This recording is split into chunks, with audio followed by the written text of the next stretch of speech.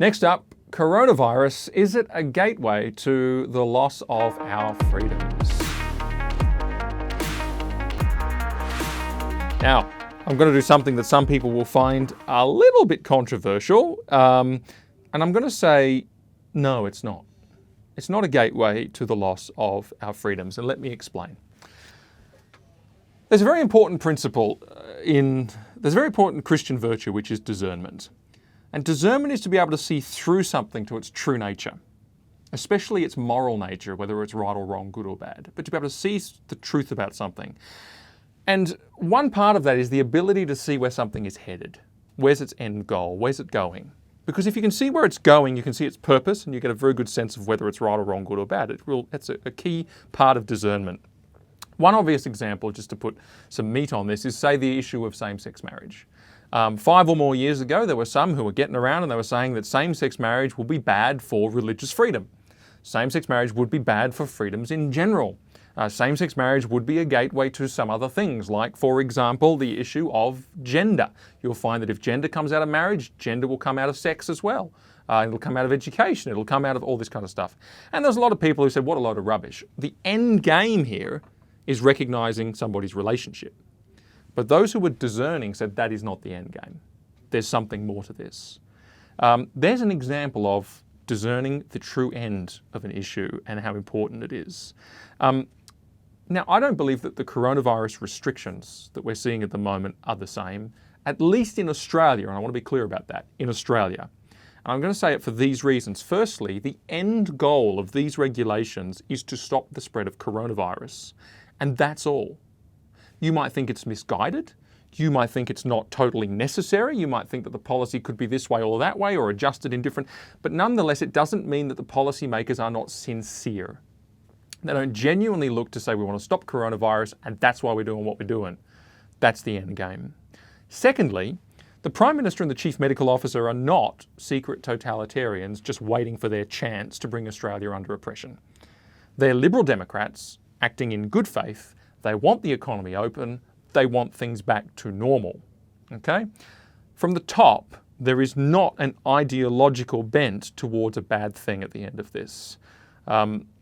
Thirdly, those who have been most overzealous in their enforcement of the rules, and we know there have been some, for example, the police, for example, no doubt certain bureaucrats. These people, and look, they have been overzealous. I mean, they've been. You've got the example of the girl with her mother going out for a learner driver lesson and getting a fine from the police. Now that was revoked, I know, but there's other. Look at the Twitter. There's a tweet by Tasmania Police the other day, and it showed these people camping in a little tent in clearly a thoroughly remote place in Tasmania, and they'd actually sent a police helicopter to land next to this tent and to fine these people because they were not staying home. And it said, no matter how far away you are, no matter how remote you think you go, we will find you.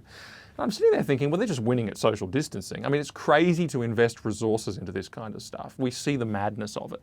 In Queensland, they fined dozens of drivers who had gone out for a drive because they're going crazy sitting at home, and they didn't get out of the car. They just went out for a drive and come back, and they got fined for it. And again, there's no risk in that. But there's a strict sense in which they're breaking the rules. But you see rules being followed for rules' sake. Rules being followed with no logic, no humanity, no regard for the actual point, which is minimising risk. And you sit there and go, oh, totalitarianism gone. Not really. It's not totalitarianism gone mad. It's simply people who are mindlessly doing what they're told, which actually is a big part of their job. And they will stop mindlessly doing those things as soon as the rules are lifted. And so you see that they will do what they're told, the people in that mid-level who are enforcing these rules and doing so overzealously. But see, again, that will pass. Fourthly, liberal democracies have always understood that basic freedoms can be diminished in times of national emergency. This is not unusual. This is not strange in the sense that even if you look at the human rights covenants drafted in like the 40s and 50s, they'll have a human right to a freedom, but they'll say, in times of for the purposes of public health, it'll say, or, in times of emergency like wartime, etc., these things will have to be encroached upon, not because we want to kill liberal democracy, but because we need to take steps to protect liberal democracy going forward. So there's 4 clear reasons why the end game is not catastrophic. But does this mean that the measures are perfect?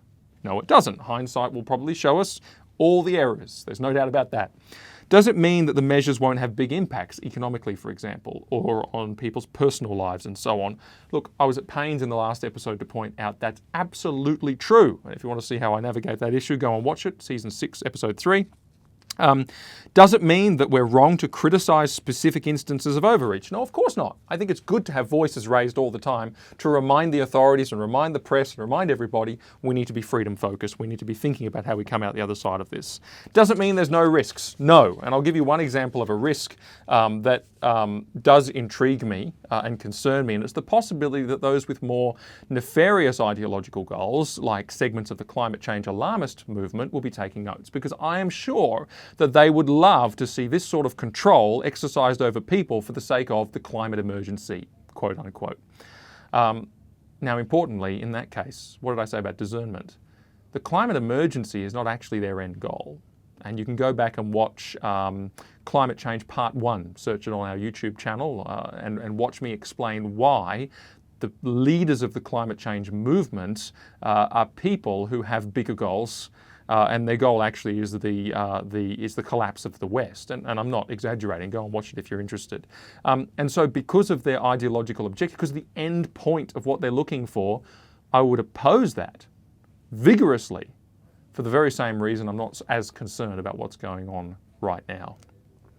In their present form, COVID-19 restrictions are sincere in their intent and do not represent a grand ideological conspiracy beyond flattening the curve. Now, I've deliberately refrained from commenting on how much I think that they might be misguided or otherwise, because I'm honest enough to say what other people don't say, which is I don't know. I don't know whether the government's picked the perfect policy settings. I don't know whether they're overreacting or underreacting or whatever. Hindsight will tell us. The more you look at this, the more you see conflicting opinions from genuine experts, the more you see it's not as it seems, the more you see it's difficult.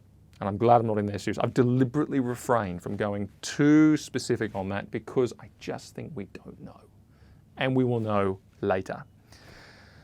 But I sure will say this. I hope the economic train crash is worth it.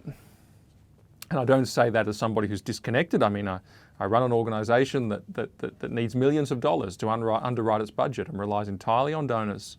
And donations dry up in times like this, so it's very serious. You know, I'm not disconnected. I sure hope it's worth it. I'm sure do.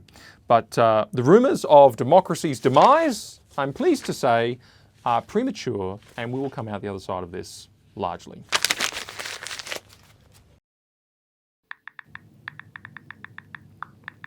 Hey guys, make sure you click like to like the video, or hit the subscribe button down here and click on the bell so you don't miss any notifications. And to watch more videos, just click here. Cheers.